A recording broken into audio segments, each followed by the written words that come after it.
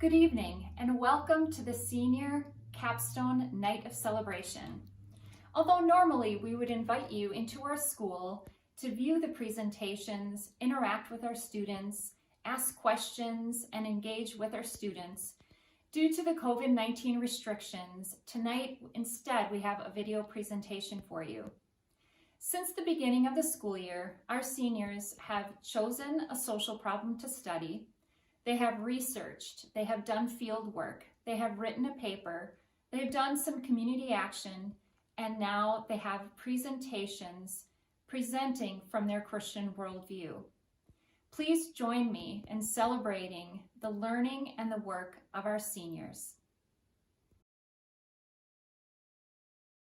Okay. Hello and welcome to Ferns Between Two Abels with Luther Abel.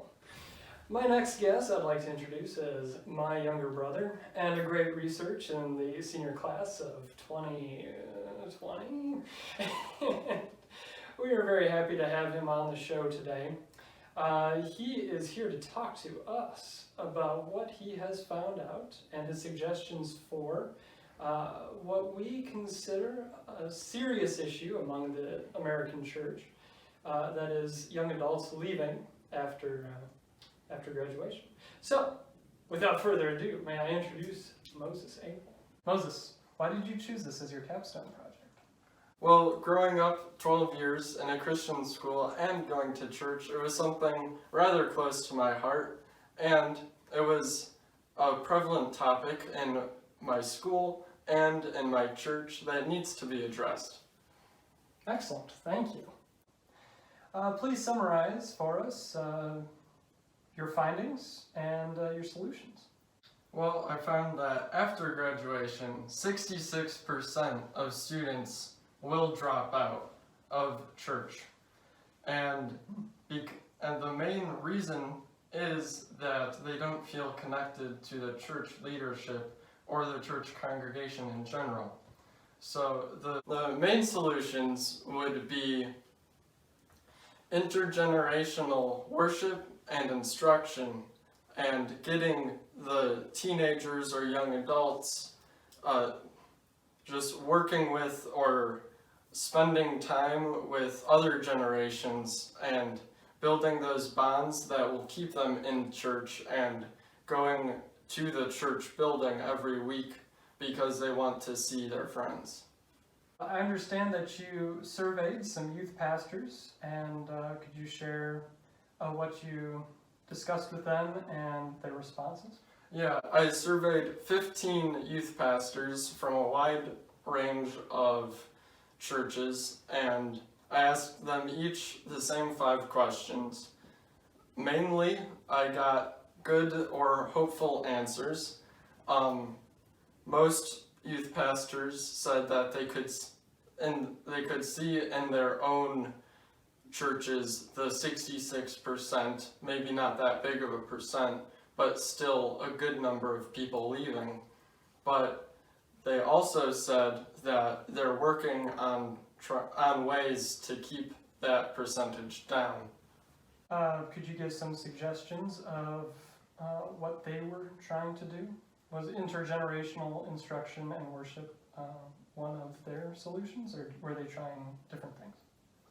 The main thing that I got from them was making sure they weren't wasting the time of the teens, because teenagers or young adults have all of these different things, social media, TV, Netflix, whatever, and it's big entertainment things. So at a normal youth group, you'll normally see these like icebreakers or just free food, stuff to get people in the doors, but there's no really digging into the Word of God for the people already inside to become disciples of the Word.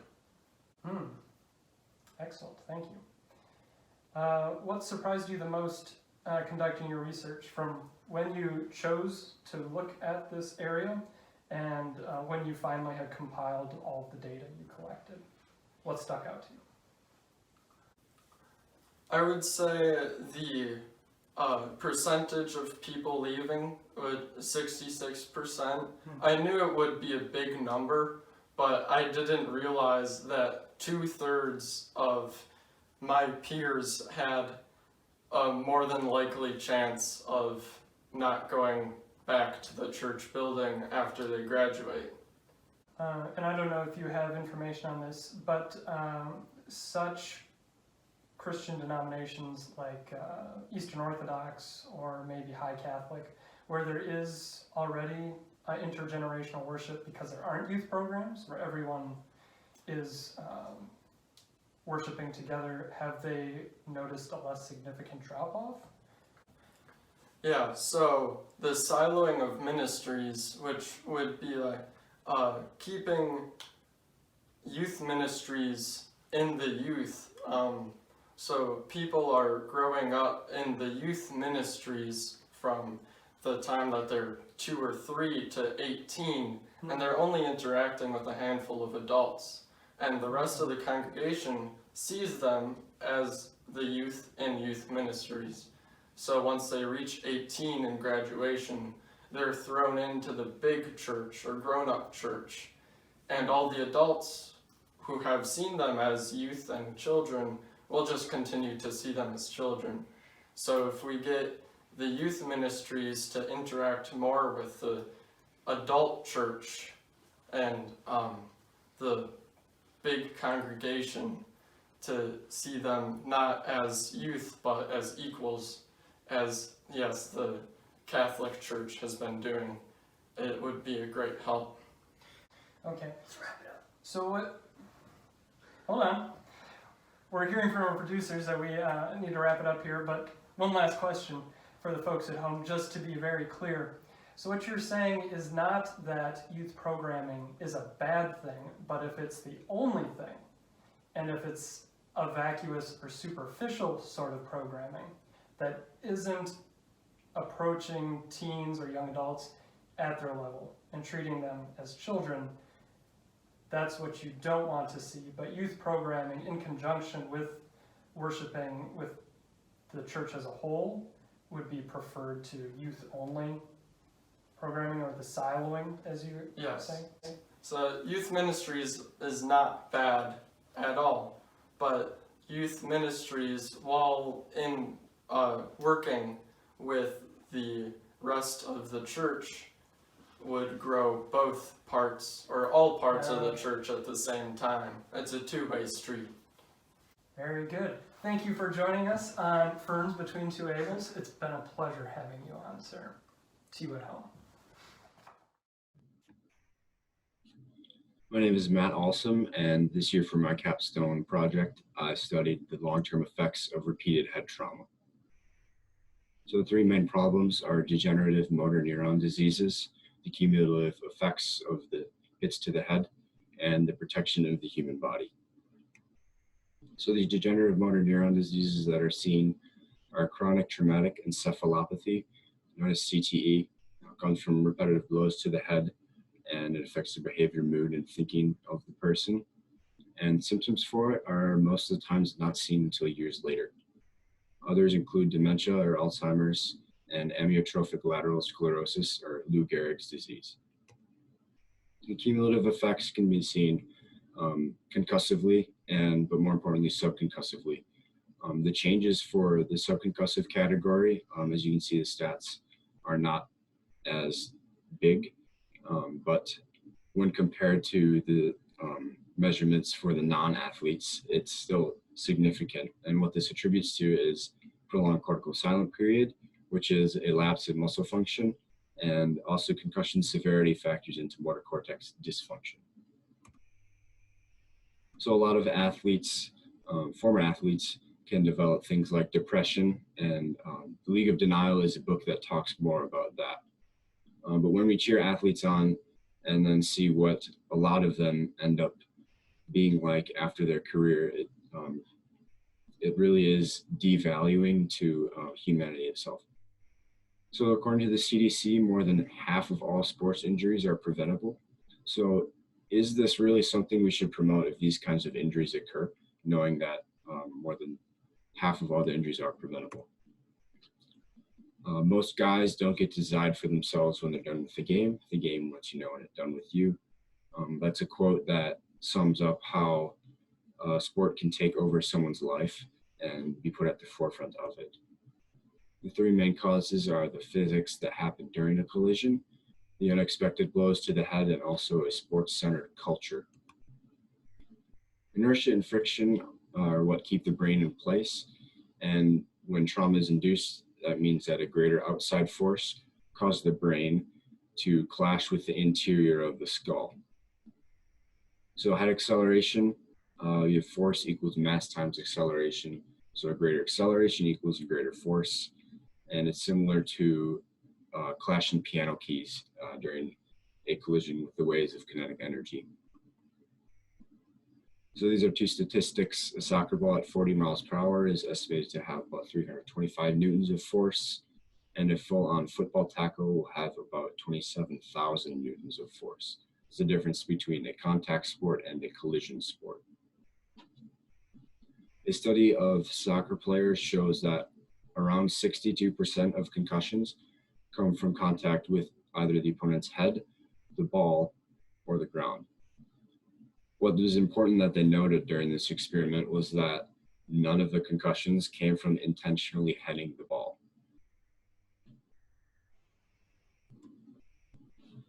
So in the United States, it is definitely a sports-centered culture. We have the MLB, we have the NFL, we have the NHL, we have mixed martial arts, we have the MLS, we have the NCAA, we have the XFL, and even the U.S. women's national soccer team is a big part as well.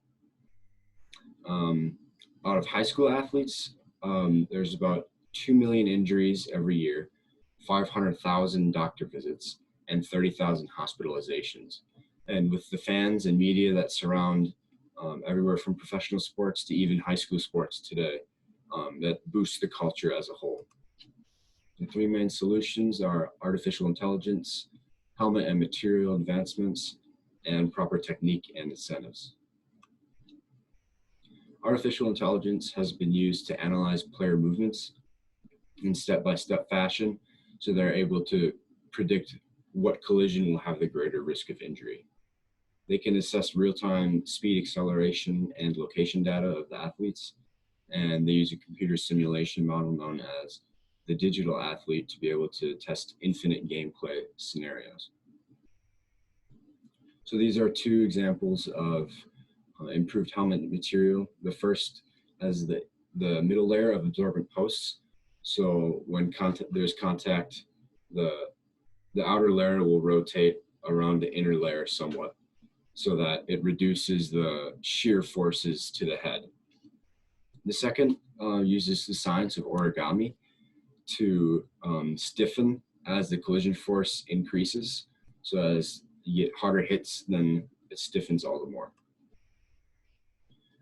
So what the NFL has done has released a playbook for youth coaches to teach fundamentals at a very young age. Also, Huddle and the NFL have collaborated to award high school athletes for exemplifying proper technique.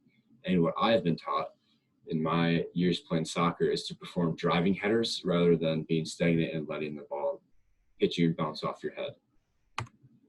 So these are three verses that I found to apply to my topic. 1 Timothy 4:8 says that we should still strive for physical training, but that ultimately the importance is to strive for godliness. 1 Corinthians 6 verses 19 to 20 says that our bodies are not our own. They were created and redeemed by God. Therefore, we should honor and glorify him with them. And Colossians 3 verse 17, whatever you do, do it for the glory of God. So to sum up with the evidence and results from this issue, I would encourage you to consider your participation in sports, whether it be as an athlete or a fan, to evaluate your motives. What are you cheering an athlete on into doing? And to set the mindset of the athlete to play smart, not careless, and to ultimately preserve the health and safety and athletic ability of themselves, their teammates, and their opponents. So to answer the question of if sports have these kinds of injuries, why do we promote them? And I would say sports is definitely a big culture of United States, and that's something that will be very difficult to change. So you cannot get rid of sports to get rid of injuries. What's important is that we still have them because we are called biblically to strive for physical training, and also being on a team, you can have that camaraderie and also be an example and represent the name on your shirt.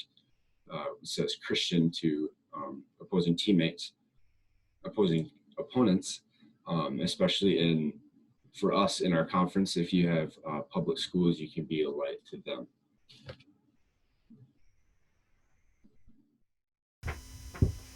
Hi, I'm Alex Arnoldi, and the topic of my capstone is climate change misinformation. I went through several topics, most of which had to do with environmentalism and protecting the environment. Environmental stewardship was one of the primary themes amongst all of the topics, but after witnessing lots of climate change misinformation and realizing how large of a problem this is, I decided to go with that. So, what do I mean when I say climate change misinformation? Well, it's any form of information that goes against climate science. It can also be described as junk science. And so, just so you get the idea of the spread of climate change misinformation, approximately 97% of climate scientists believe in anthropogenic climate change. Now, anthropogenic climate change being climate change caused by humans. This is starkly contrasted with the statistic that only about 50 to 70% of Americans actually believe in anthropogenic climate change. So there's a huge disparity between scientific consensus and the American populace. So why does any of this matter? Well, a lack of clear understanding of the greatest environmental crisis in human history has some dire consequences.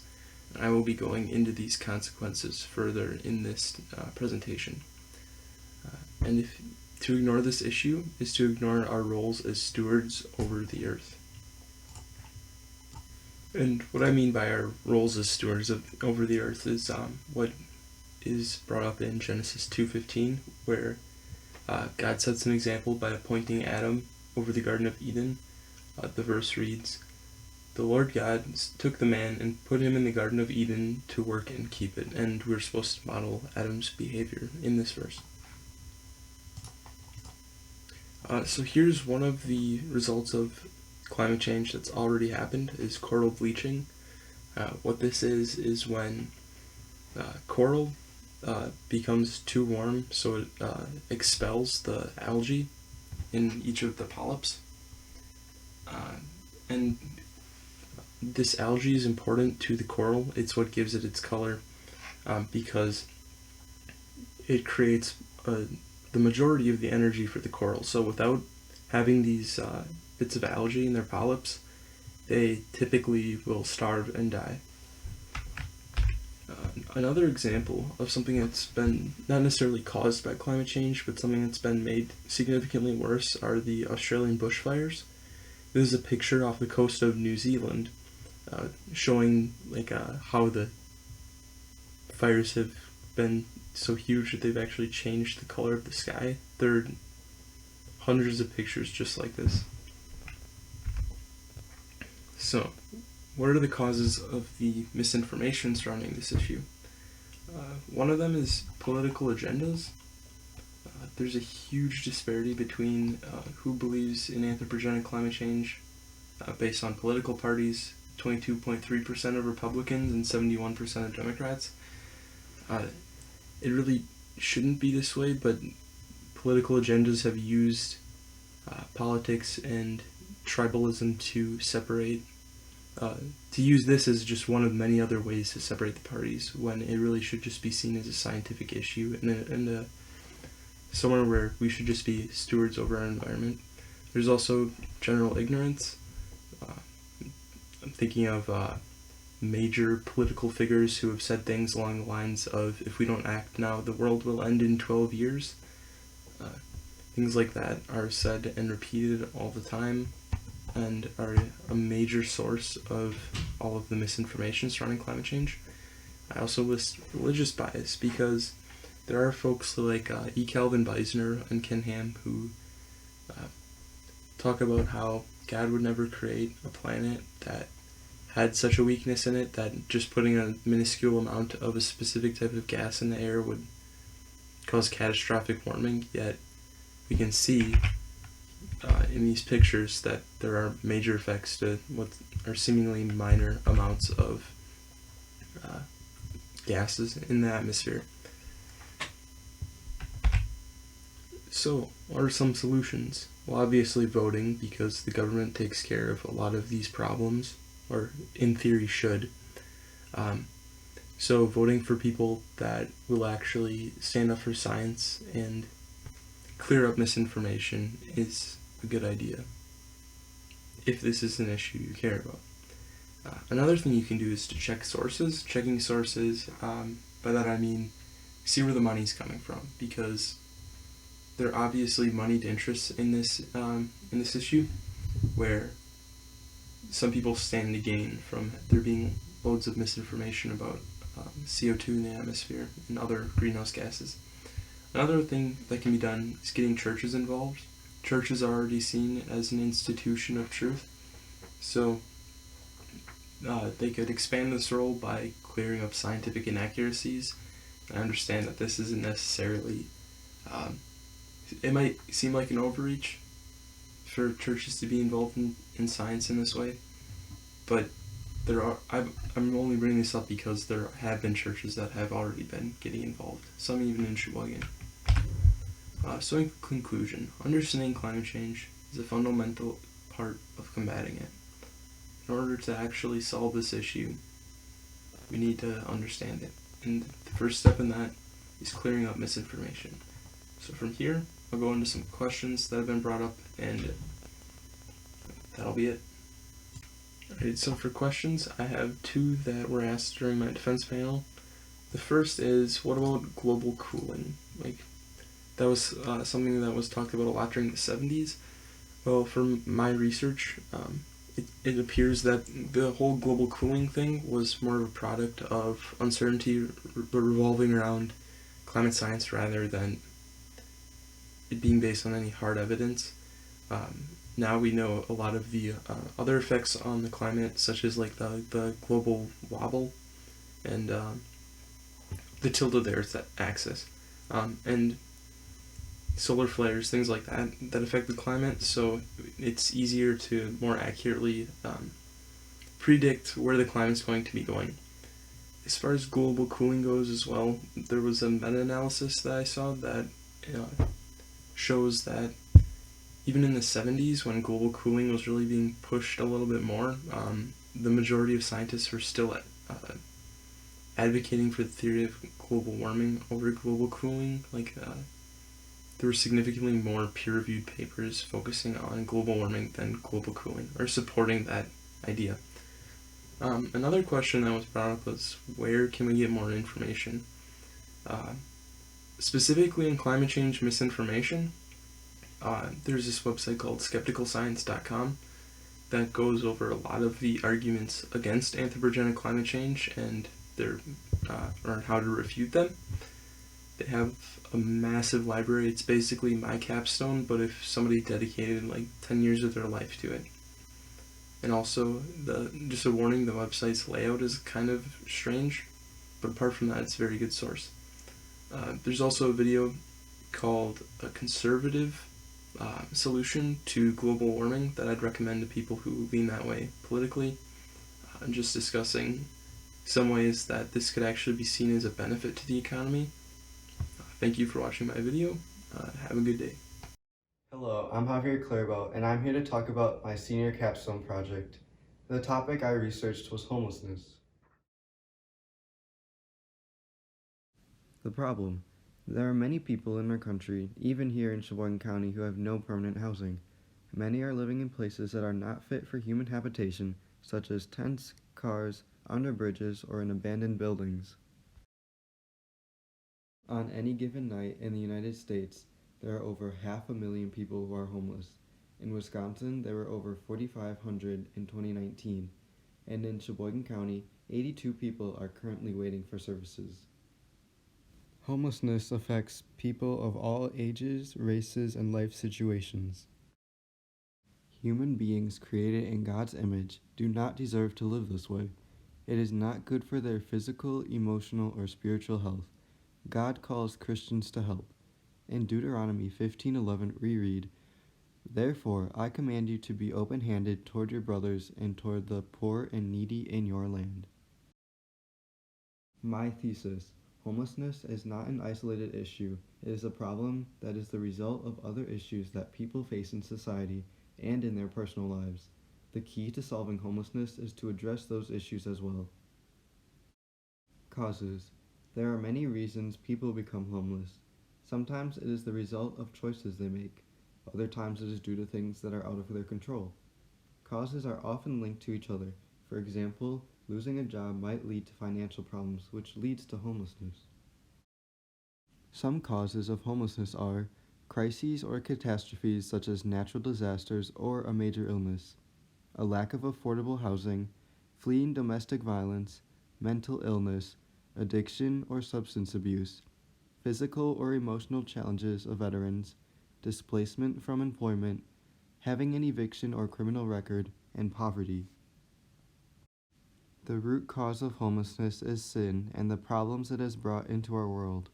Some past and present solutions include criminalization, where communities make certain activities such as sleeping under bridges illegal, government assistance including housing vouchers, low-income housing, and permanent supportive housing, emergency shelters and warming lodges, and the coordinated systems approach where community organizations work together to identify people who are homeless and match them to resources.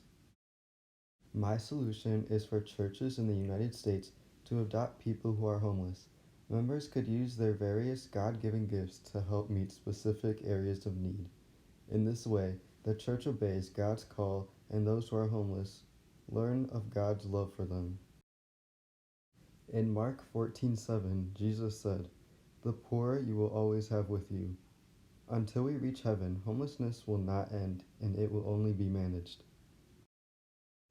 So I challenge you, what will you do to help those who are homeless? To conclude, I would like to answer 2 questions that were asked in my defense panel. What would you do about the people who are homeless but do not want to change their own situation? You cannot force someone to change, but you can offer a helping hand, provide resources, and pray for them.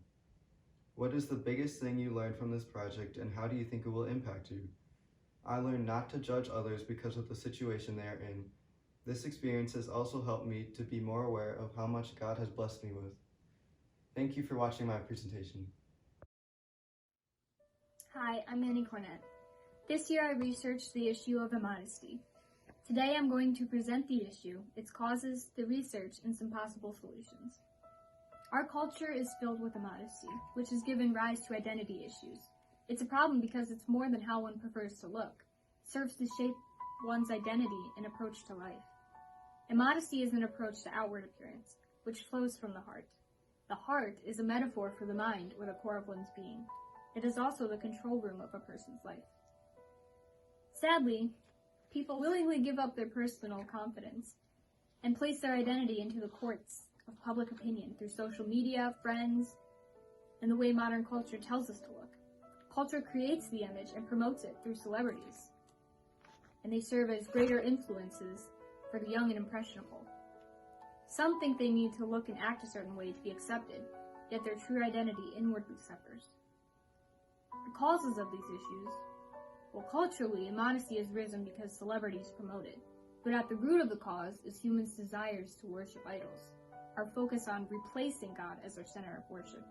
Romans 1:24-25 tells us that left on our own, we would worship the creature and not the Creator.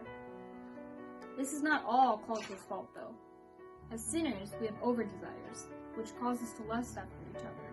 Knowing that someone may lust after you is enticing. So, we are tempted to dress or act indecent, knowing even subconsciously it will attract attention. Even if it's for the wrong reasons. It feels good, maybe even boosts your confidence, but you're using people to build your own sense of worth and self-esteem. In America, there were codes for dress, specifically for women, such as laws for bathing suits in the early 20th century, which prohibited women from wearing fitted sleeveless one-piece bathing suits. These laws were enforced by law enforcement, and if disobeyed, resulted in imprisonment, which is what happened to Annette Kellerman in 1907. Modern America does not or may not have an official dress code, but there are certainly dress codes in companies to ensure their employees look professional, and as well as schools. The purpose of dress codes, according to the government and schools, is to provide guidelines for students on how to dress appropriately. It helps students focus on academics, and it also helps students prepare to dress properly for different places. For example, you don't wear the same thing you wore at the beach to work or church. While the intention is good, and dress codes, quote, can positively impact their self-esteem, it tends to do the opposite. Girls feel body shamed. The girls feel they're being condemned for their choice of attire. They believe that the people dress coding them want them to cover up the parts of them that make them a woman. Her identity is misplaced. I agree with the dress code. Of course we should address the outward appearance, but we also need to address her lack of understanding. We need to explain why we even wear clothes in the first place, as a result of the fall. Genesis 3:7 tells us that Adam and Eve felt naked and ashamed after they sinned against God, and we've worn clothes ever since. We need to explain also why modesty is beneficial. Kent Keller puts it this way: it's not wrong to pursue beauty if your motive is to be a good steward of the beauty God has given you, and the result is pointing towards God. It's wrong when your motive is to please yourself and glorify yourself. One way we can approach this is disciple the girls. You can sit them down, maybe all the girls, maybe just the ones who violated the rules. We need to talk about subtle immodesties. Some girls may not even realize they're dressing inappropriately. We need to give examples, such as tight tops or pants. We should give advice, tips, or just experience stories. We need to be consistent and fair with punishments. There are girls who get away with wearing inappropriate clothing because they're shorter. Taller girls feel more targeted. If someone breaks the rules, we need to ask them why they chose to wear what they wore. Did the thought come to mind that it wasn't appropriate? If so, why did they choose to wear it anyway? Some biblical references. 1 Samuel chapter 16, verse 7 tells us, "Man looks on the outward, but God looks at the heart." Our bodies are not our own. 1 Corinthians 6:19 through 20. We are called to admonish each other. Colossians 3:16. Wisdom needs to be nurtured into us. The fool in the book of Proverbs is someone who lacks judgment, wisdom, maturity, and knowledge that comes with experience and training. This comes from Proverbs 1:4-5, 1:22, chapter 7, verse 7. Modesty goes beyond how you dress. It's rooted in the heart, which directs how people behave and think.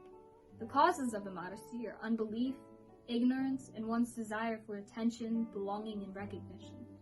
The solution? Don't impose rules without explaining why the rules are in place.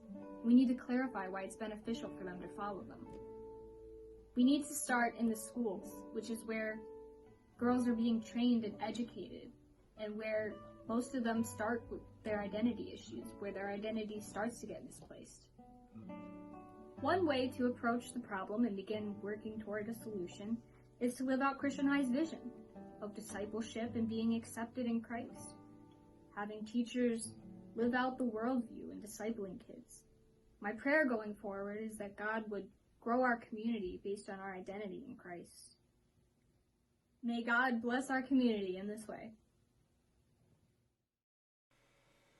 I'm Julia DeMay, and throughout this school year, I have researched the issue of fatherless homes and the impact it has on children. Today, I would like to familiarize everyone with the issue, its problem, the research, and propose possible solutions. Fathers are key in the healthy development of children into adults. By addressing the problem of fatherlessness through the biblical aspect and culture, we could impact society. The problem with the absence of fathers is the immense effect on the outcomes of their child's physical, emotional, cognitive, and social development. The Bible helps decipher why fatherlessness is a huge problem. Fathers are to lead, protect, and be an example, guide, give stability, love, take pride in and reflect God's love upon their families. There's no specific cause to fathers leaving, but it mostly has to do with death, capability, employment, and tension. Children without fathers account for 63% of youth suicides, 90% of all homeless and runaway youth, 85% of children exhibit behavioral disorders, 71% of high school dropouts, 70% of juveniles in state-operated institutions, 75% of adolescent patients in substance abuse centers, 75% of rapists motivated by displaced anger. George W. Bush said, "Over the past 4 decades, fatherlessness has emerged as one of our greatest social problems. We know that children who grow up with absent fathers can suffer lasting damage. They are more likely to end up in poverty or drop out of school, become addicted to drugs, have a child out of wedlock, or end up in prison. Fatherlessness is not the only cause of these things, but our nation must recognize it as an important problem." Veronica Norton says, "I don't think God designed us to raise kids on our own. That's not His design. I think we live in such a culture that is women can do it all and be your own woman/mom and you can do it." She states that culture is a huge reason why fathers leave the home, and that is true as media portrays them as bad fathers. Katie Peterson says, "I think emotionally it can affect children as they want to know where their father is, why he is gone, and when he is coming back." So she states that emotionally it can have a huge effect on children. The solutions. Children require a strong support system, encouragement, and most importantly, the confidence that comes from having adults in their lives who truly believe in them. The government needs to become more aware of the impact government policies can have on the family. For example, some government policies make it easier to be a single mom. Obama promises an Office of Faith-Based and Neighborhood Partnership to be the fatherhood and mentoring initiative. He provides job support and domestic violence prevention training all over America. Nonprofit organizations. There are hundreds worldwide to help build healthy families. Big Brothers and Sisters have a mission to help children of America who do not have a caring adult in their life.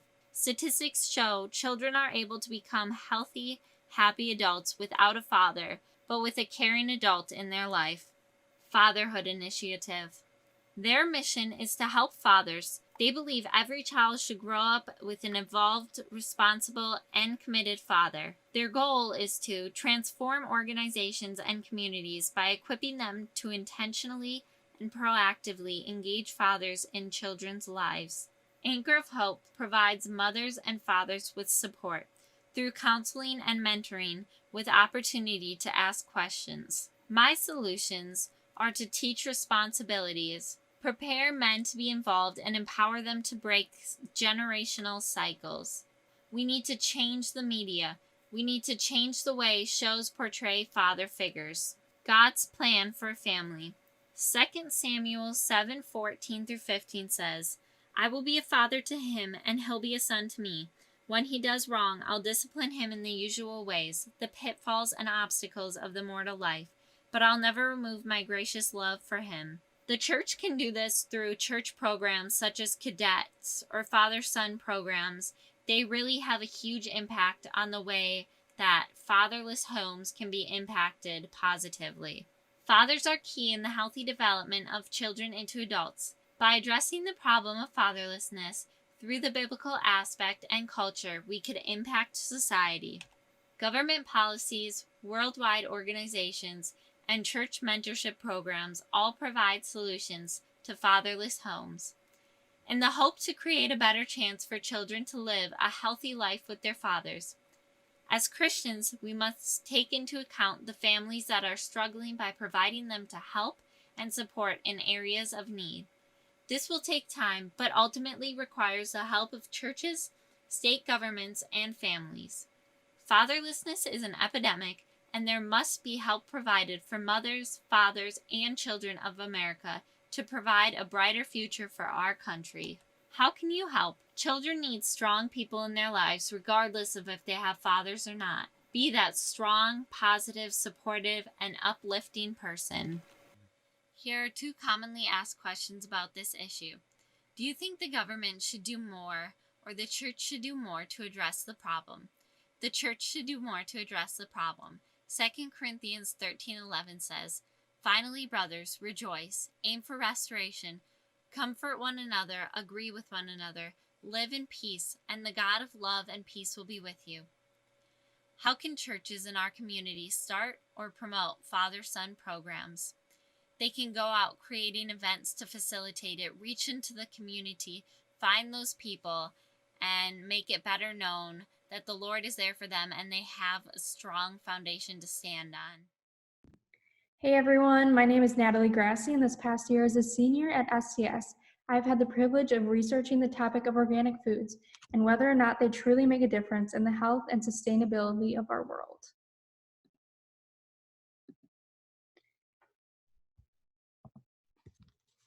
My main focus throughout this research project was discovering what sets organic food and farming apart from conventional. Why organic? Organic has and will continue to leave its mark on agriculture and the food industry as its numbers rise each year. Yet the question remains, does organic food really make a difference?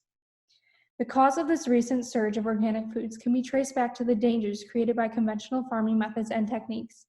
Not only do conventional foods carry harmful chemicals, but conventional farming also negatively impacts the environment. The recent awareness of the allegedly corrupted food system that powers the United States today is what drives many to pursue organic food in an attempt at a healthier lifestyle. As you can see from this chart, the organic industry has greatly risen. This chart shows from the years 2002 to 2011 and 2012, but the numbers continue to rise each year. Some of the causes that has made this a concern, both in our community and in America as a whole. Conventional foods expose many consumers to unnatural chemicals and pesticides. Conventional farming also negatively impacts the surrounding environment with pollutants, resulting in a loss of biodiversity. And again, the need for a healthier lifestyle. Obesity has become a major risk factor for many Americans as unnatural foods are constantly commercialized and promoted. From a Christian perspective, we are called to be stewards of God's creation, both through nature and our bodies. Author Stephen Booma Prediger, in his article Earthkeeping in the Bible, states, "The first command God gave humans was to fill the earth and subdue it, and rule over its creatures," Genesis 1 verse 28. With this responsibility, God gave humans a role in maintaining the tender balance he created. As Christians, we are charged with being stewards of his creation. But we are also called to be stewards over our bodies. 1 Corinthians 6 verses 19 through 20 state, "Do you not know that your body is a temple of the Holy Spirit within you, who you have from God? You are not your own, for you were bought with a price, so glorify God in your body." Within our current culture, there is an evident need for a healthier lifestyle. As Christians, we must desire a change that will allow us to practice better stewardship over both nature and our bodies. So a few solutions that organic present. Organic foods are naturally grown, containing higher amounts of nutrients while also lacking any harmful antibiotics and hormones. Organic farming also benefits the environment by using sustainable methods of farming that increase sustainability, biodiversity, and also encourage good soil and air quality. The organic lifestyle also promotes a healthier lifestyle with better understanding of nutrition, and most importantly, equips us as Christians to become better stewards of our bodies. The higher cost. Supporting organic is an investment that will not only pay off in the present, but also the future. The Organic Consumers Organization reported that by eating whole organic foods, you are avoiding contributing to the $95 billion a year spent on U.S. healthcare costs due to obesity. This healthier way of living outweighs the higher costs of buying organic. From the Christian perspective, there are also other aspects to consider, such as the wages of those cultivating the food. Deuteronomy 24 verses 14 to 15 specifically emphasize the importance of not taking advantage of laborers who work hard for their living. Many may argue against the higher price of organic foods, but in reality, the price we pay for our food reflects the quality we will receive. However, if it does not make sense for you to financially buy organic food, or all organic foods, there are the dirty dozen, which are fruits and vegetables that should be bought organic. And there are also the clean 15, which are fruits and vegetables that do not have to be, as they are less exposed to chemicals and other things like that. So what can you do? Support local organic farms and buy organic. If the government and communities both take equal part in promoting local organic produce in grocery stores and homes, the health of America can potentially be improved. These are a few local organic farms in the Sheboygan area, and the Goodside Grocery Co-op, which is based in Sheboygan, also sells produce from many of these farms. As Christians, it is our responsibility to ensure our food production and consumption remains worthy of our Creator. In order to veer agriculture back to natural methods that have benefited the human body and earth around us, organic must take the forefront, becoming the future of agriculture. I just want to say thank you to everyone who listened to my presentation on the benefits of organic. And a few questions that I have been asked are, do organic farmers use pesticides? And the answer is yes, they do actually use pesticides.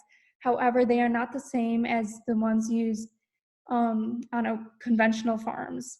And they are natural and do not harm both humans and animals alike. So they work with nature instead of against it to raise healthy crops and food animals. And also, where did I get most of my information? And the answer is locally. I got much of my information from interviewing local organic farmers and visiting their farms, and also off of locally based websites as well. So thank you for listening, and I hope you learned something. Hi, I'm Olivia Heinen, and this year I researched the topic of modern-day feminism and her harmful effects.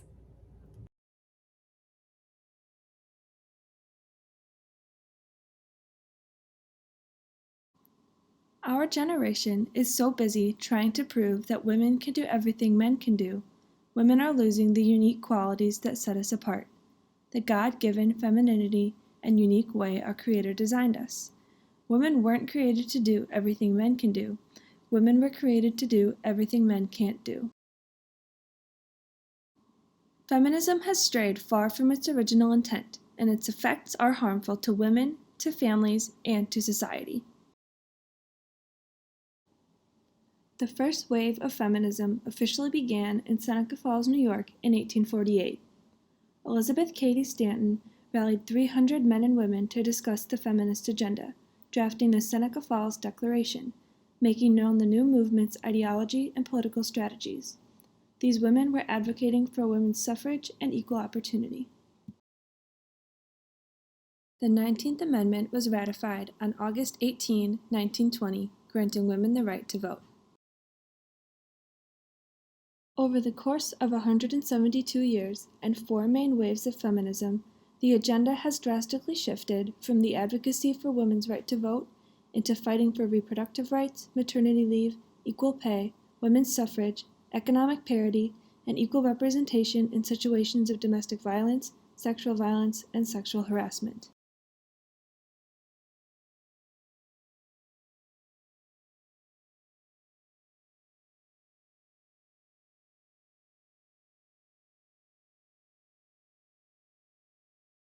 Modern feminism is dangerous because it is increasingly popular, deceptive, and harmful. The growing influence of feminism is undeniably taking hold of America.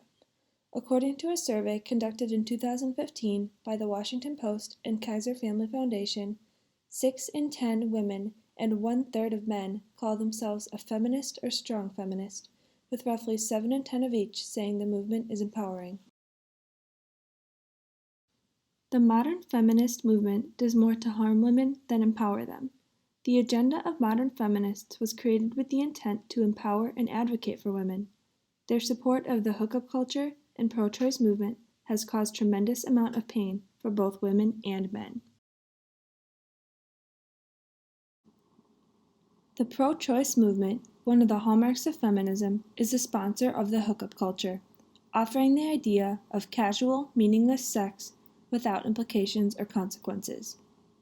Abortion allows the hookup culture to continue seemingly without implications, consequences, or responsibility. When feminists argue they do not need a man to protect them, men become the predators. Experiencing an abortion puts a woman through physical, emotional, and mental trauma. Not only does it end the life of an unborn child, it is a burden that a woman will carry with her for the rest of her life.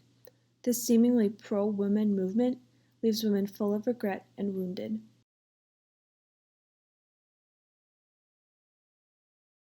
Feminists are insulted by this biblical familial hierarchy. Their agenda is fighting for the equality of the sexes, and their view seemingly contradicts with this passage. Feminism is harmful to wives and mothers.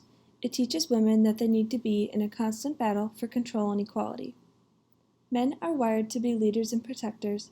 Women are designed to be nurturers and caregivers. Feminism is also harmful to husbands and fathers. They are unable to fulfill their role as head of their household. In today's society, young boys are surrounded with the girl power and the future is female message.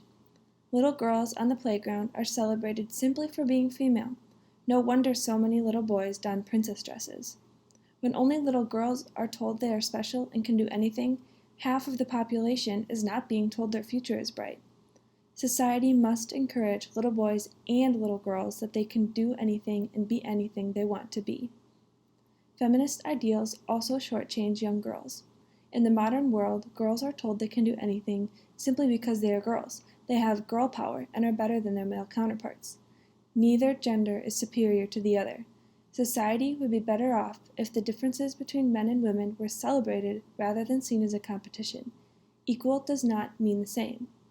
Being a woman or being a man should not be seen as an obstacle to overcome. It is part of one's personhood, but it does not define them. People are so much more than their gender.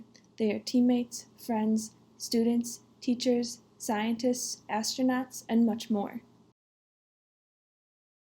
Feminists today are fighting for social justice, which is an unquantifiable measurement. Fighting to change society's thoughts and stigmas concerning women is much more difficult. It is different than fighting for equal pay and the right to vote. Advocating for the abolishment of a perceived patriarchy could be an infinite battle, making unhappy and malcontent women the societal norm. Feminism tricks women into believing they are disadvantaged wherever they go, simply because they are women. It creates a victim complex in young girls and disrupts the familial and societal structure God designed. To overcome the obstacle of feminism, it is crucial to recognize its lies and identify modern proponents of the feminist agenda. The Bible is supportive of women and men alike and has been a trailblazer for the women's rights movement. Christianity has been remarkably attractive to women because of the dignity and respect it gives to women. Many women are active leaders and servants in the church, accomplishing great things for Christ's kingdom. Supporting women is something God commands us to do, especially women in vulnerable situations. James 1:27 commands, "Religion that God our Father accepts as pure and faultless is this, to look after orphans and widows in their distress, and to keep oneself from being polluted by the world." Anchor of Hope is doing just that. This health center is a non-profit organization working to engage men and women facing a pregnancy decision and provide education and support. They help women facing unplanned pregnancy, knowing that every pregnancy was planned by God. Their life-affirming mission is Feminism God's Way, surrounding women with hope and encouragement and sharing the love of Christ. As a society, we should be individualists, not feminists, supporting women and men alike.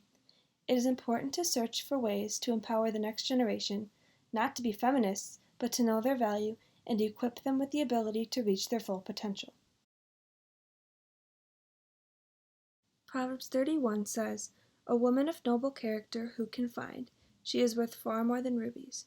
Charm is deceptive and beauty is fleeting, but a woman who fears the Lord is to be praised.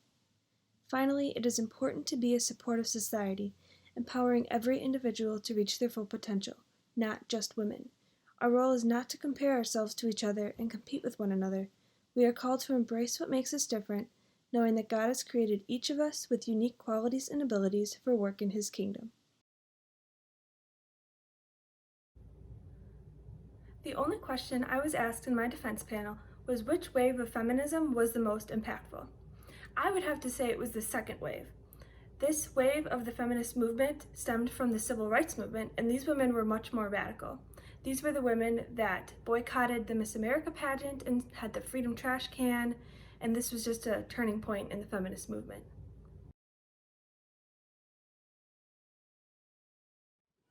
Hello, this is E.O. Kaiser. I decided to do my senior capstone on the topic of adoption, and I will be explaining the problem, the solutions, and the Christian perspective of it through a digital presentation of Google Slides. Adoption. The word itself actually means the action or fact of legally taking another's child and bringing it up as one's own, or the fact of being adopted. Adoption.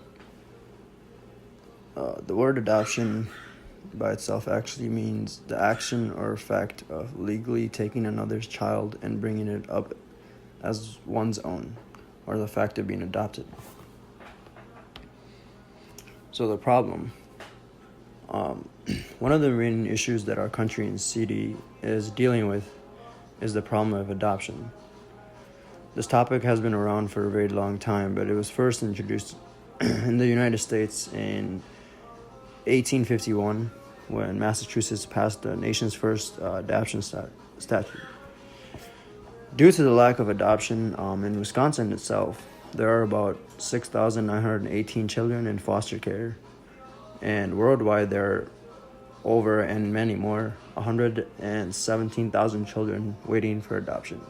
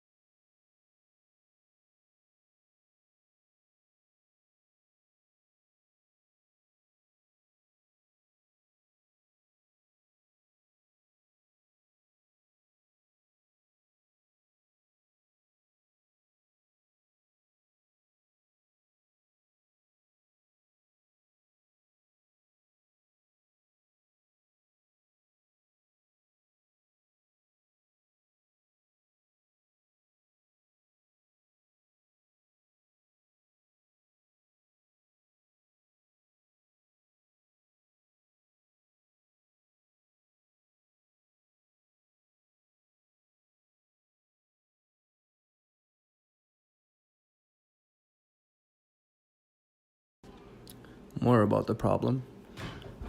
Due to the lack of adoption worldwide, there are about 100 million homeless children living in the streets around the world. 250,000 children die every week from disease and hunger. There are also 2 million children that are objects of sexual abuse. Due to the lack of parental guidance, child pornography has gone up in demand and child prostitutes have increased globally due to the fact that these kids need money to survive their day-to-day lives. Due to homelessness or not having stable parents or guardians, there are about 20 million children who are refugees or internally displaced in their homeland. 10 million children are child slaves, and millions of girls are missing due to not being loved or actually being neglected. So what is adoption? Adoption, like I said in the beginning, is the action or fact of legally taking another's child and bringing it up as one's own, or the fact of being adopted. There are multiple versions of adoptions, such as domestic infant, international, independent, open, closed, private agency, and public agency. Although this mainly seems like a world problem, there are also evidence of it in Wisconsin and in Sheboygan itself.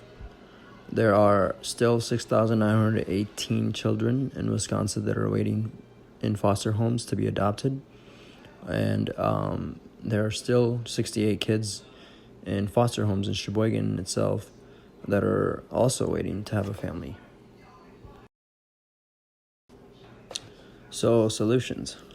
Some of the solutions that I thought of are, although there are not direct solutions to this topic, there are also ways that changes can be made, and there are groups that can make a huge impact on the topic. For example, the government, according to AstaPanda.com in 2015, the group Citizens Against Government Waste released its annual Prime Cuts report, which recommended programs that the government could eliminate for some $648 billion in savings the next year. So the government has a lot of programs that it could eliminate to save a lot of money to fund adoption agencies. Each year, we know the government does a lot of wasting. This could be used to fund adoption agencies that could make the process actually a lot cheaper, making it more of an option or an interest to families who want to adopt.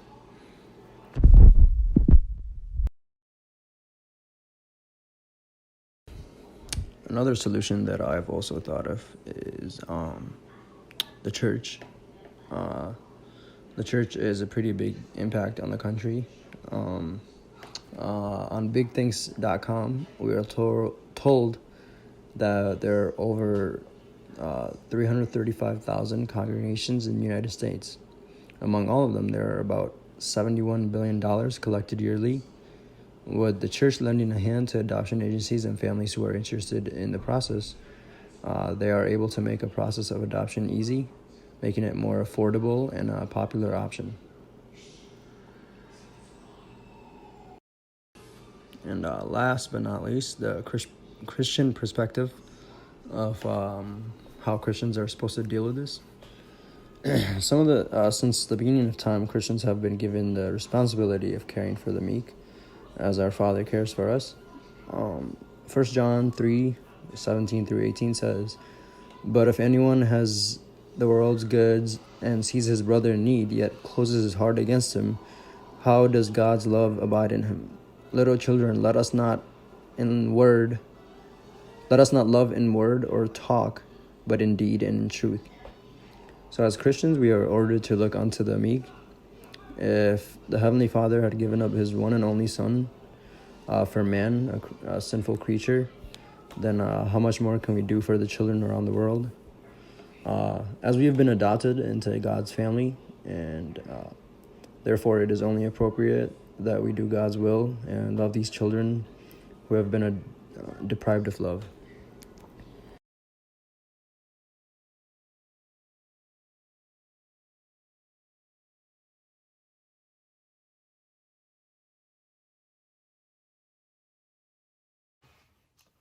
Hello, my name is David Lemieux. This year, I chose to do my capstone presentation on littering, the effects of littering, and how it can be stopped. Why is littering a problem? Littering is a problem for a few different reasons. Certain materials, such as plastic, can contain chemicals and toxins that after a while can soak into the ground and prevent new growth. Another problem that can be noticed by anyone is the eyesore that it creates. Litter is very expensive to clean up, with businesses, nonprofits, and the government spending a collective $11 billion annually on cleanup and prevention in the United States alone. The biggest issue is the effects that it has on wildlife, both on land and at sea. An estimated 5.25 trillion pieces of plastic are in the ocean, with an additional 6.4 million tons being added every year. Over 100,000 marine creatures are being choked or strangled by litter, with another 1 million seabirds dying as well. Because of the amount of plastic and the levels of toxins that are being released, there are over 200 areas in the oceans that have been listed as dead zones where no life can grow or prosper.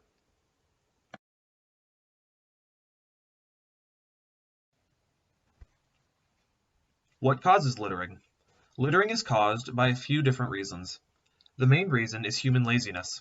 When opening his first park, Walt Disney performed a study on his guests that showed the average person walked roughly 30 paces before dropping litter when there was no garbage can in sight.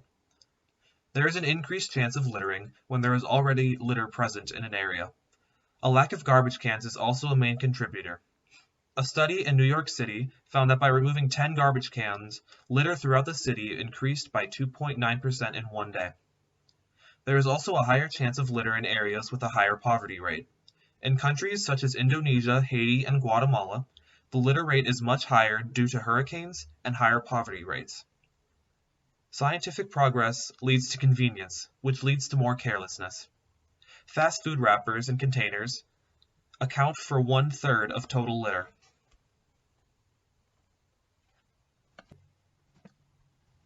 Here are a couple graphs about plastic pollution and contribution. Feel free to pause if you would like to have more time.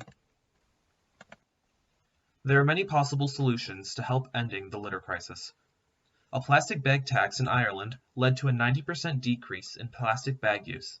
If this had happened in the United States, that would be over 90 billion plastic bags no longer being used.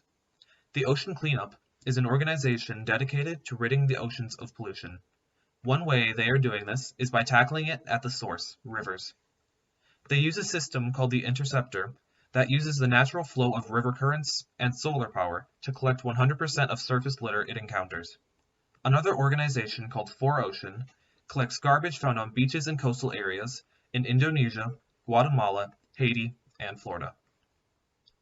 They use the garbage they pull to make goods that are sold to fund the removal of more garbage. Another way to decrease litter is by increasing the number of garbage cans. The more cans there are, the less likely people are to litter.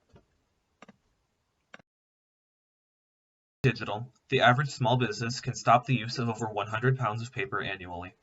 By using one reusable water bottle, you can save roughly 200 bottles from entering landfills and oceans annually. By using a reusable coffee cup, you can save 20 million trees each year and keep unnecessary plastic and styrofoam from being used. Many people do not know the negative effects of littering, but by spreading the word and making conscious decisions to take the more sustainable option, you can easily decrease littering.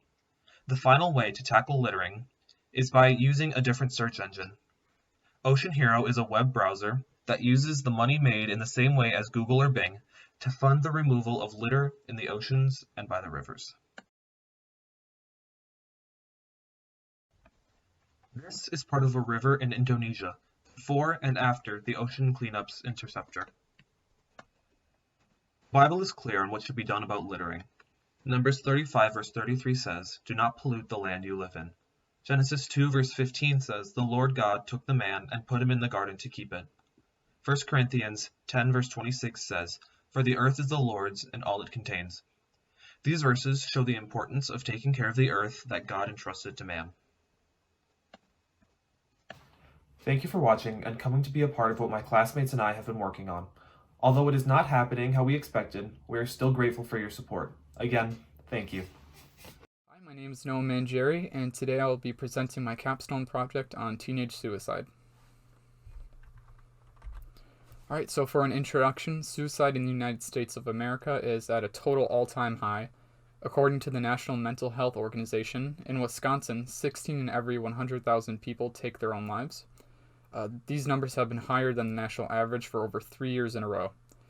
Now, what could be causing this upward trend? What can we do to make a difference, and why should we, especially as Christians, care about teenage suicide?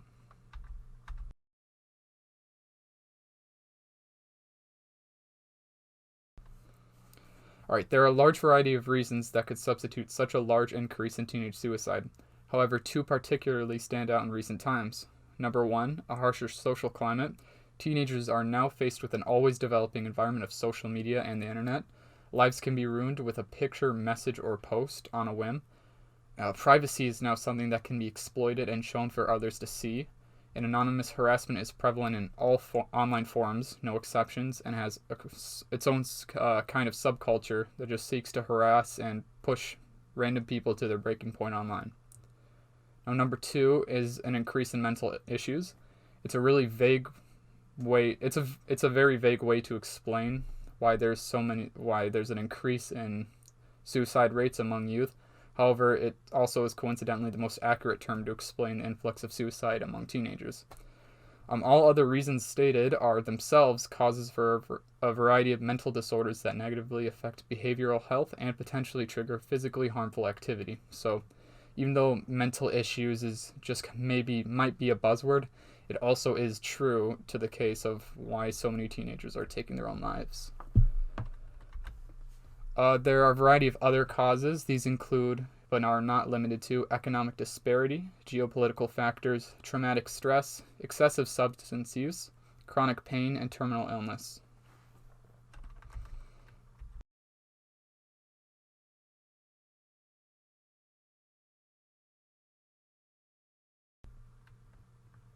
Alright, there are many dog whistles for suicidal behavior, especially among easily emotional youth who might leak information or really act up more than the average adult would. Some common behavioral factors are talking about suicide or death in general. They give hints that they might not be around anymore. They talk about feeling hopeless or feeling guilty for something, even if it might not even be in their power to stop such things. They'll pull away from friends or family, become more distant. They might write songs, poem, or make other media about death, separation, and loss. They could start giving away close possessions to siblings or friends for safekeeping, implying that someone has to keep them once they're gone. They'll lose the desire to take part in favorite things or activities like sports, clubs. They won't care about school as much anymore. They can experience changes in eating or sleeping habits. This can go to borderline anorexia or just even dying of starvation. And also sleeping habits, just not being able to either get out of bed or not being able to sleep at all, and suffering terrible sleep deprivation. For environmental factors, previous suicide attempts will definitely affect someone's mental health. A history of suicide in the family, becoming desensitized to even the suggestion of ending your own life. Of substance misuse. Mood disorders, depression, bipolar disorder, extreme anxiety, access to lethal means. So even if they're already desensitized, or if they're not desensitized to the thought of suicide, if they have access to lethal means, that just makes the process more easy for any individual. Losses and other events, for example, the breakup of a relationship or a death, academic failures, legal difficulties, financial difficulties, and bullying/harassment. A history of trauma or abuse, either from a parent or previously cited people who are harassing them in school or other activities. Also, chronic physical illness, including chronic pain. This does not exclude diseases such as cancer, where your chances of surviving are relatively low, and many people don't feel the desire to try to push their lives farther and try to take the risk of chemotherapy, so they'll end their lives.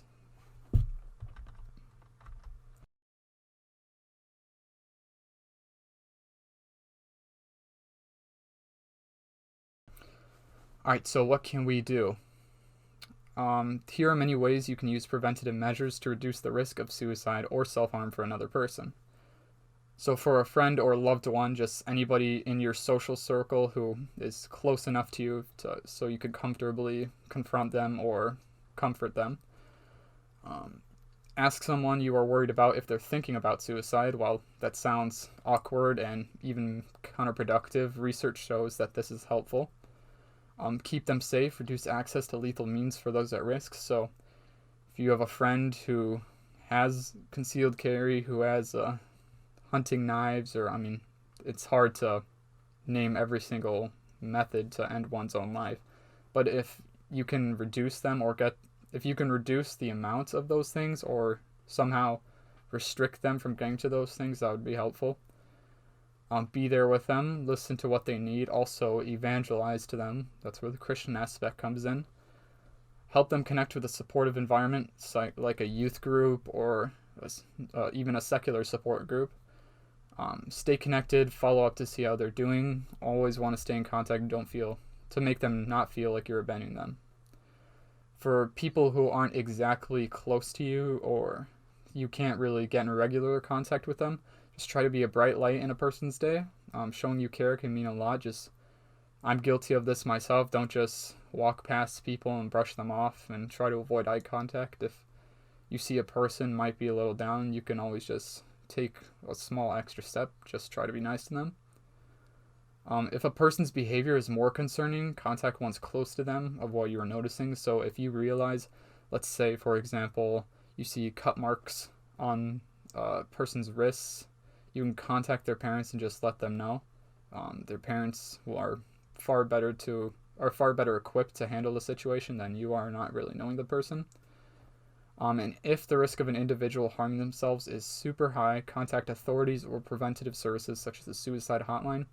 If it comes to it, using force, not violent force, but just forcing someone away from the opportunity to take their lives is the worst case scenario thing you can do, but it's also the only option at that point.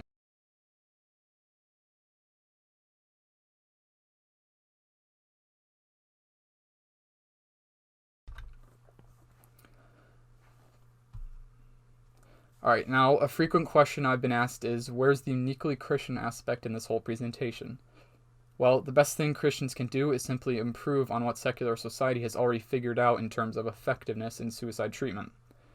So, here are some Christian advantages to combating depression. Christianity provides a love unseen in other religions. Said love gives an existential comfort that many other spiritual or religious groups fail to satisfy for many people. The Christian God truly cares for his creation. Allowing others to see this is a good reason to value one's own life. And Christian groups are constantly willing to connect with others and comfort them, forming tight-knit groups of people who want the best for each other. So here are some uniquely Christian approaches to suicide prevention. Really nothing too unique, but also something the church can improve on in regular suicide prevention. Raising awareness through the church congregation. This can be sermons or even just small announcements. Utilizing church ties specifically for the effort to prevent teen suicide. Donating to support groups and charities that specialize in teenage suicide is helpful.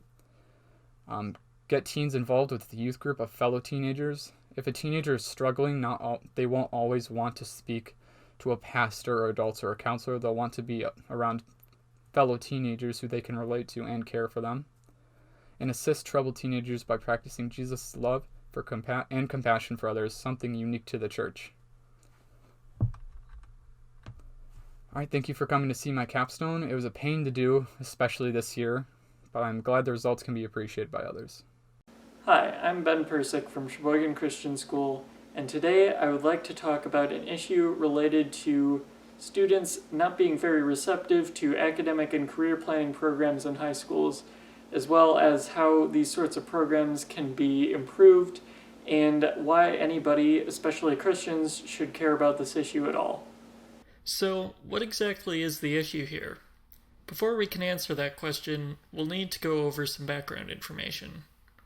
On the 30th of June in 2013, the government of Wisconsin decided to invest $1.1 million into a system of academic and career planning or ACP, that would be implemented in all schools within the state. With the introduction of this program came a set of guidelines that each school, whether public or private, would need to follow if the program was to achieve its goals of making a wide variety of college and career options accessible to all students and reducing gaps in student achievement. Many of these guidelines, which may be found on the Wisconsin Department of Public Instruction website, emphasize the importance of providing resources that fit each student's individual needs. For example, this page states that the DPI envisions a functional implementation of ACP as being one in which educators within schools collaborate to build and strengthen an equitable, multi-level system of supports. It also states that educators should expect equitable allocation of human and material resources to meet the needs of each student from building management.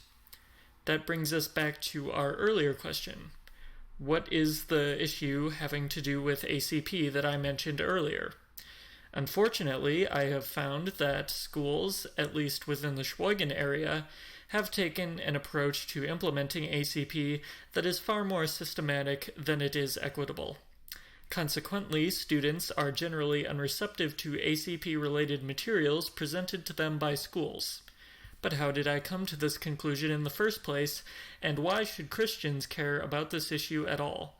To understand these things, we will need to take a look at my research. A study conducted by the National Collaborative on Workforce and Disability for Youth, or the NCWD/Youth, explored the effectiveness of individualized learning plans, or ILPs, as opposed to conventional forms of education. An ILP is a way for students to take coursework which is relevant to the field that they would like to go into. The study found that students whose learning was geared toward their own goals were far more motivated to complete and put effort into coursework than students who followed conventional forms of learning. The results of this study were published in a paper by V. Scott Solberg titled Use of Individualized Learning Plans, a Promising Practice for Driving College and Career Efforts. I bring this up not only because I personally believe ACP should be modeled similarly to ILPs, but because this same paper also reveals that the Wisconsin government incorporated aspects of ILPs into their initial plan for academic and career planning. Here is the direct quote from the paper. Another recent example of the continuing expansion of ILP use is found in Wisconsin. The governor asked for all key agencies involved in education and workforce development to jointly develop a plan of action to promote college and career readiness.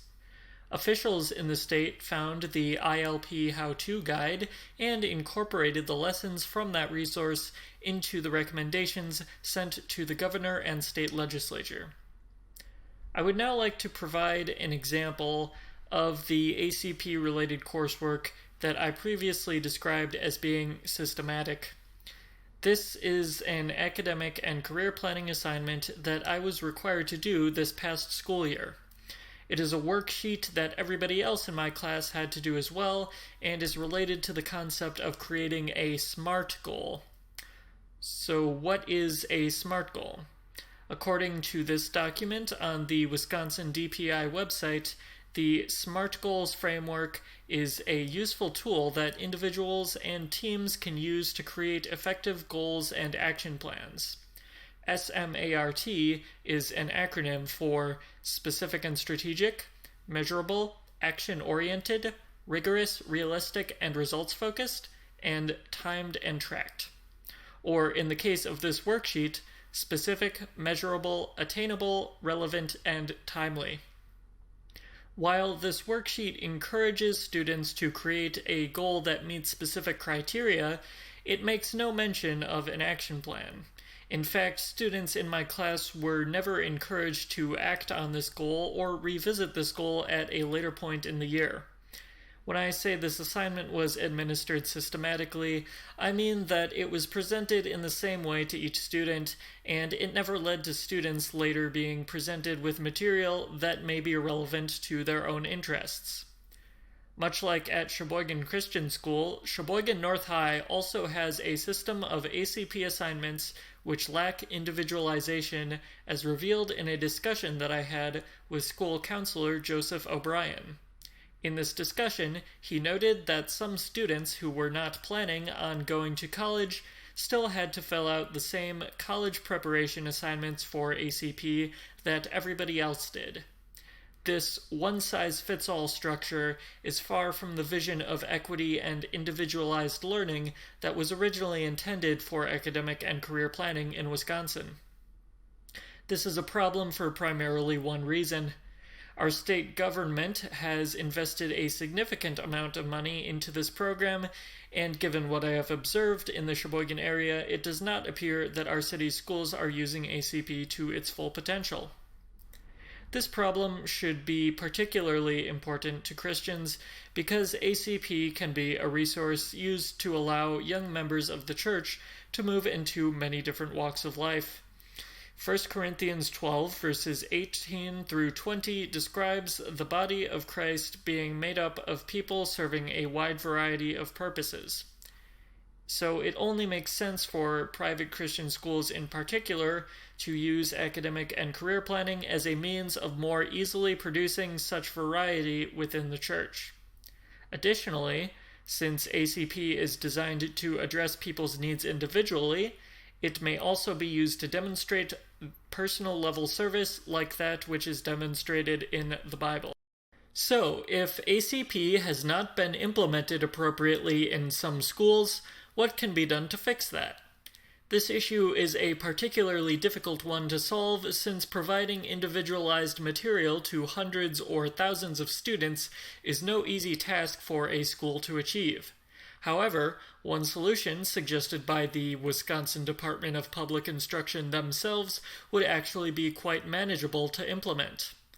The page of guidelines that I brought up at the beginning of this video states that educators should empower families to collaborate with schools to support students' learning.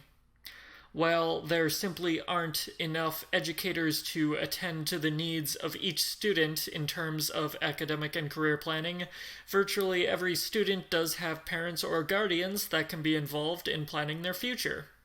Therefore, schools could provide parents with materials to guide their children through the process of preparing for life after high school and finding relevant resources.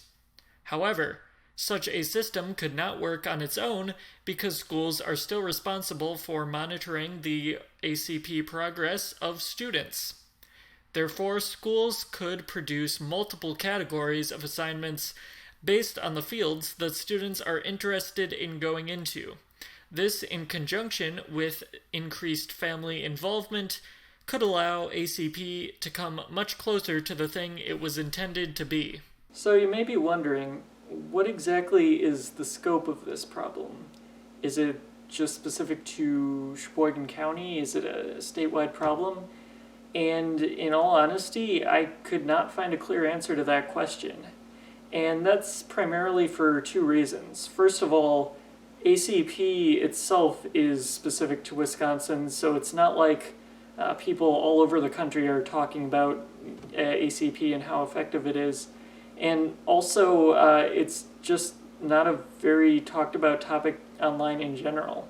So if I had to make a guess, I would say that it's most likely that most schools in the state could improve their ACP programs to be more individualized, but that is purely speculation on my part, and I don't actually know for certain. Anyway, that is all I have for you right now. Thanks for watching. Hello, my name is John Putnam, 2020 graduate of Sheboygan Christian School. This is my capstone project presentation. My project was on the effects of broken families on a child's likelihood to break the law. The reason I chose this topic is related to my experience as both a pastor's son and also the son of a police chaplain.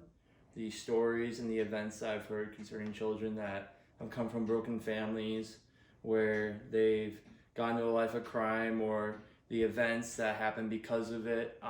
It compelled me from people in our church, stories I've heard from law enforcement, to know better about the topic and how this can be stopped.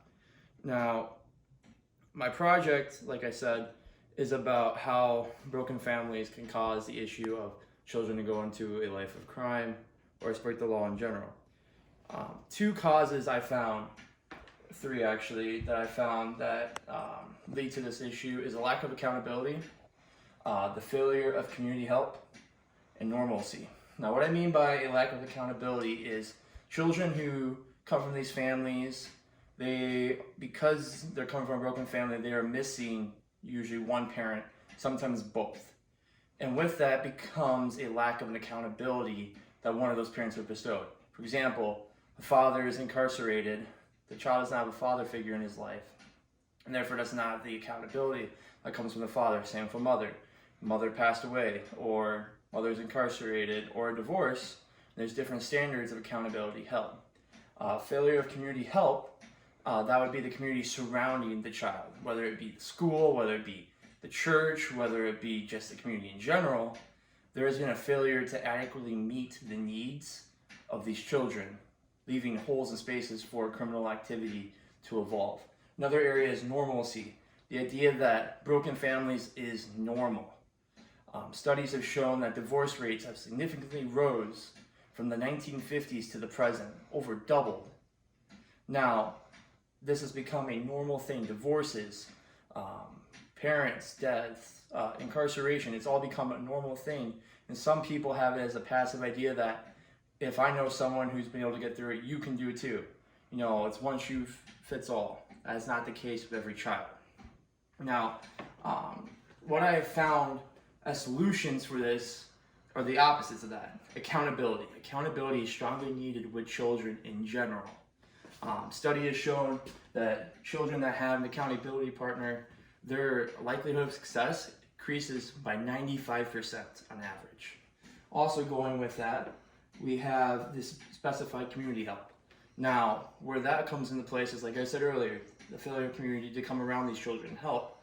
By specified community help, whether it be events, or whether it be programs, or whether it be counseling, mental health, the church, spiritual help, they need to be able to formulate specific programs and events for these children, help them get involved. And under that is social groups also. With social groups, whether it be youth groups, Boys and Girls Club, the YMCA, Camp Wykota, any number of them, these programs that can reach out to these children and help them stay accountable and help fulfill areas and needs in their life, both spiritually, mentally, and physically. A great example I've always heard is that life is like a three-legged stool. You have your physical health, your mental health, and your spiritual health. And you take one of those away, it's just a matter of time before you fall. Take away two, it's impossible to stand. And so by these solutions, we should be able to help facilitate those needs. And the church plays an important role in this. The church is commanded by God to take care of the widows, to take care of the orphan, to take care of the fatherless. There's no end of scriptures that show that. Now, it's the church's responsibility, not solely, it's also the communities, but it's also the church's responsibility to take in these families, to meet their physical needs, their mental needs, their spiritual needs, and help guide them through these challenging times while they're growing up, where kids have the greatest influence put upon them. Now, when I was talking about my project in the capstone meeting, one of the questions brought up to me is, what is accountability? Now, accountability is a lot of things. But first off, to me, as a Christian, is being held to a godly standard. Now, obviously we get that from the Bible. And being held accountable to a godly person, someone who follows that standard, is not a hypocrite. Now, to the world, that would be someone of good moral standards, somebody good, morally right, morally correct. As Christians, we know that comes from God, but the world, what seems morally correct. As Mr. Gesh said, killing someone, there's something not right about that. I think everybody can agree there's something wrong with that. So going with accountability is being able to be held to somebody that will hold you to that morally right standard, or as a Christian, myself, a godly standard. Another question I was asked is, how can we implement this more specifically? And one of the things I said was a church program for fathers, already fathers that have children, to adopt these children that do not have fathers. For example, there's a family in my church. There's a single mother. It was a divorce, and she has 2 kids. And one of the greatest influences on these 2 kids' life, one of them, they're both going to be in our youth group soon, is having a godly figure, a man in their life, to help lead them and guide them. I've had the privilege to have a big brother role in this guy's life, and he's becoming a great child of God, and God's really using him, and that's a success story. So by having a program where men, and same for women, when the mom's gone from the house, to be able to step in and give that nurture and care that's missing, it will help steer these children to a strong future. Now, this is my capstone project. If you have any further questions, feel free to contact me through the school. Otherwise, I've really enjoyed learning about this, and I'm very excited to see the information I've learned from it being used in the future. Thank you. God bless. Hi everyone, I'm Isabel Ron, and I did my capstone on the importance of cooking. Cooking has been a really big part of my life for a long time. I've bonded with many of my grandparents over cooking. It's been a big part of my life when I was homeschooled. My mom sometimes used it as home ec class for us, just like peeling potatoes or something. It's just been such a big part of my life, and I just really wanted to research some of the benefits of it. And some of the research that I ended up doing is on a lot of different things. In recent years, cooking has become a lot less prevalent in our society, and along with that, anxiety rates have almost doubled in about 10 years, depression rates have almost doubled as well, and then obesity, heart disease, and diabetes rates along with food allergy rates have also skyrocketed throughout these past several years, and it's just been really interesting to see all of those happen simultaneously. And I would like to argue that people not cooking is the reason for that, or at least part of the reason for that. And then one other thing that I found out that was really interesting is that mental hospitals now are actually using cooking as therapy for their patients, as like a behavioral treatment to help them reduce their stress, and then also to eat healthier and create healthier meals for themselves, because a healthy diet can really increase your mood, it can increase your physical health, it can really do a lot of different things for you. So a lot of the causes that cooking is a lot less prevalent is just a lack of motivation in general, because it does take time, it does take a lot of effort to go to those lengths to prepare your own food. And one of the other things is just that unhealthier food options are becoming so much more prevalent, like with Uber Eats, or just with restaurants having like delivery, all of those sorts of things. You can order a pizza to your door in like 20 minutes, but then it takes a lot more effort to cook your own pizza from scratch, with like making the dough, making the tomato sauce yourself, anything like that. It takes a lot more effort, but in the end you really do have a better product. Another reason that cooking is a lot less prevalent is because we have a lot less free time due to technology and how that's affected our lives. People are on their phones a lot more. There's a lot more options for things you can do that do have a screen, like Netflix is a big one. Just a lot of different things. Social media, things like that can really decrease the amount of free time you have. I have a bunch of verses on here. You probably can't read them. But then Ecclesiastes 3:12-13. Everyone should eat and drink and take pleasure in all his toil, for that is God's gift for man. So really, God has given us all of this good food for us to eat, and really the quality of the food that you are ordering, like McDonald's, any restaurant really, not to just point out McDonald's, but pretty much any restaurant, the level of quality of the food is really decreasing, and it's a lot more processed, it's a lot more prepackaged. But really with home cooked food, you can pick out the foods you want to eat and can be more natural and be more what God designed for us to eat, rather than all of those chemicals and everything else that's in your food. So it really opens the door for your food to be more wholesome and healthy and really actually be benefiting your body. And then the other thing I want to talk about is how food really, it encourages a sense of community with people, because when you're cooking together and then eating the food afterwards, it's just such a sense of community with those people. It's just so enriching, because we all need food. It's something that we really do need, and it's something we should be enjoying.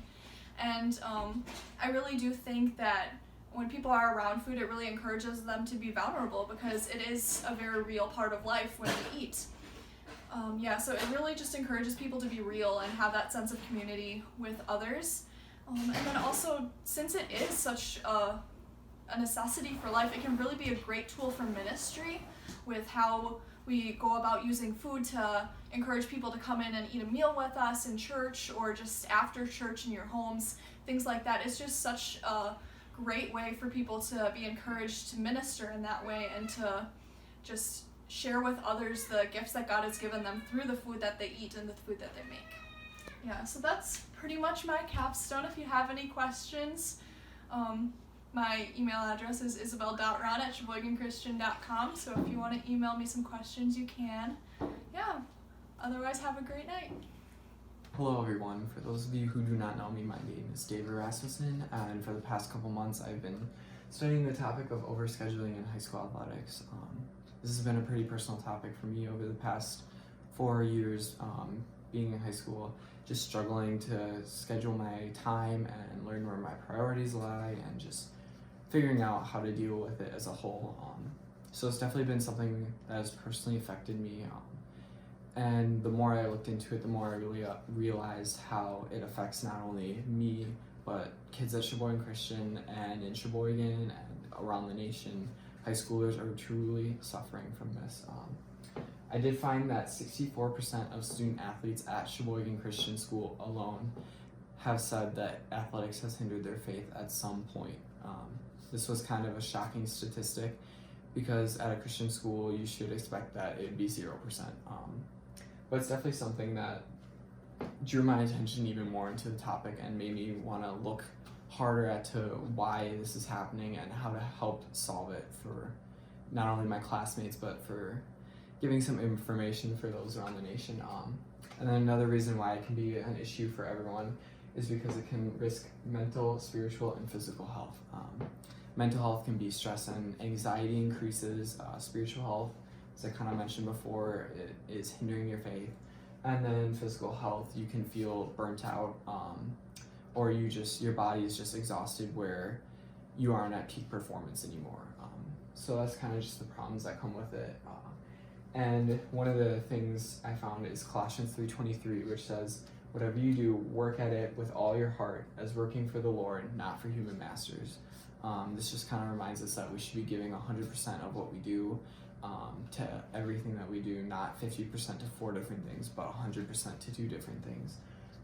So that kind of brings us to our solutions, figuring out how to prioritize and work with our schedule. So I do have steps to learn how to prioritize on here, but I doubt you can read them, so I'll read them off for you. Step 1 is make a list of commitments. That can be seen kind of on the little planner I have here, which is probably pretty small again. Just learning what each of your commitments are is important. Step 2 is assess the value of each commitment, learn how important it is to you, where it's going to go in the long run. Step 3 is being honest about the importance of each commitment. That's after you assess it, make sure you're honest and know that each commitment has value. Step 4 is being flexible and willing to change. That can be moving around your schedule, just working with the open time that you have. And then step 5 is being willing to cut things out of your schedule. This is the important last step because eventually you can't give 100% to everything. You're gonna eventually feel burnt out or just exhausted where you're not giving it 100%.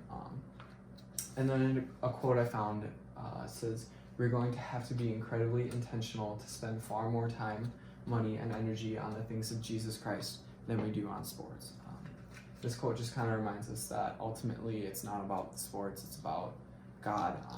And then 1 Timothy 4:8 says, "For physical training is of some value, but godliness has value for all things, holding promise for both the present life and the life to come." This verse would by far be my favorite verse to come out of athletics because it reminds us athletics is great, you're being healthy, you're staying fit, but ultimately what we need to do is just focus on God and spending time with Him. So that's just kind of a brief rundown on my topic, and then I have a few common questions that are asked. One of them is, why not just quit the sport? I got this one quite a bit actually, where people were wondering, if this is such a big issue, why not just quit sports at all? Don't have them be school sponsored, don't have your children participate in them at all.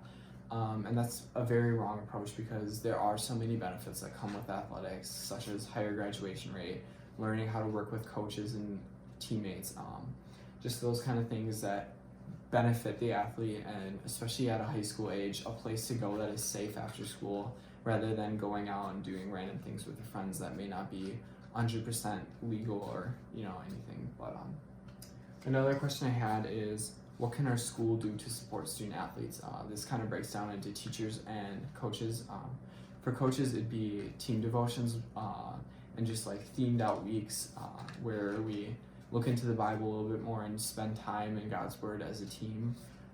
And then for teachers, it would be openness to the athlete's schedule and just understanding that they are pressed for time, they're feeling stressed as well as you, and that they may need an extra day, they may need an extra class period just to work on their projects so that they can give 100%, like mentioned in Colossians 3:23. And then the last question I have is, what can parents do to support their student athlete children? At a young age, you can be willing to let your child explore their gifts and talents, and not forcing your old gifts that you had as a child onto them. That's a very important step, not to live your wishes through your children. And then another thing is being open and willing to let them make decisions on what they feel they need to be cut out of their schedule. If they're feeling stressed, then be willing to let them cut a few things out, or just help them prioritize their busy schedule, because it only gets busier and busier as we go, as I'm sure much of you know. So I guess that's kind of a brief overview of my topic. Thanks for listening though. I'm Eliana Steenwyk, and throughout the course of this year, I have studied the issue of lack of academic motivation. We know as Christians, God has specific work for us in His kingdom, and though we may not know His exact plan, we know that we can pursue it by always doing our best for Him. The Bible commands several times to do our best in everything that we do for Him, including this verse, Colossians 3:23, which says, "Whatever you do, work at it with all your heart, as working for the Lord, not for human master." Though we know these commands, so many of us still struggle with the issue of motivation. Motivation is so important because it drives our actions and gives us energy to complete the tasks we need to do. Lack of academic motivation strongly influences performance in school and inhibits academic achievement. James Crotty even calls it the single biggest determiner of academic success. So students who struggle with academic motivation lose interest in schoolwork, and it is reflected in their grades and their success. There are two main kinds of motivation, extrinsic and intrinsic.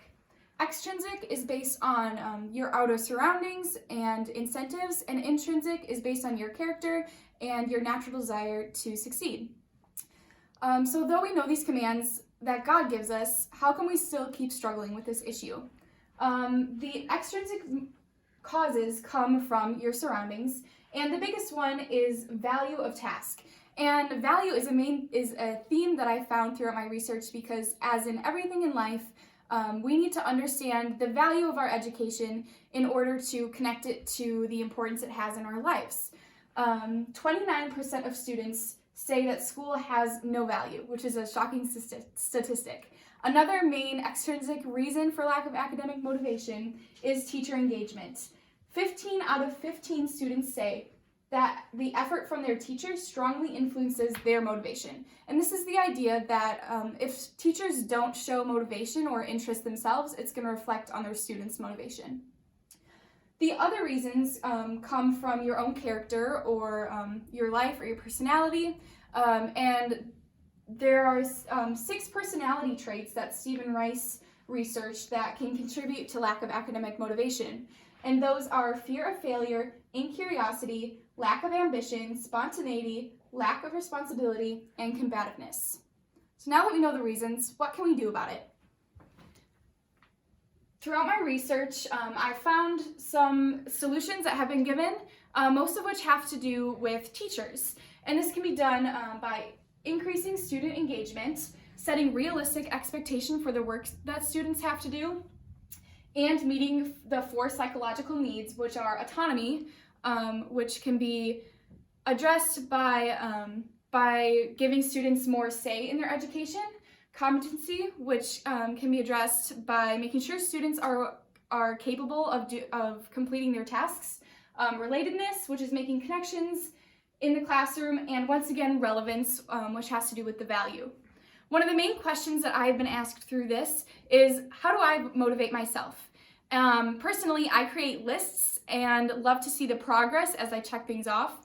And I think by setting goals and creating a habit of making goals, whether that be daily, semester, like by the semester, or even life goals, students and people in general will be able to see their progress, and that will motivate them. The second question I've been asked is, what can we do about it at SES? And that, I think, as a Christian community, I think it's really a privilege that we know that we work as a body of Christ.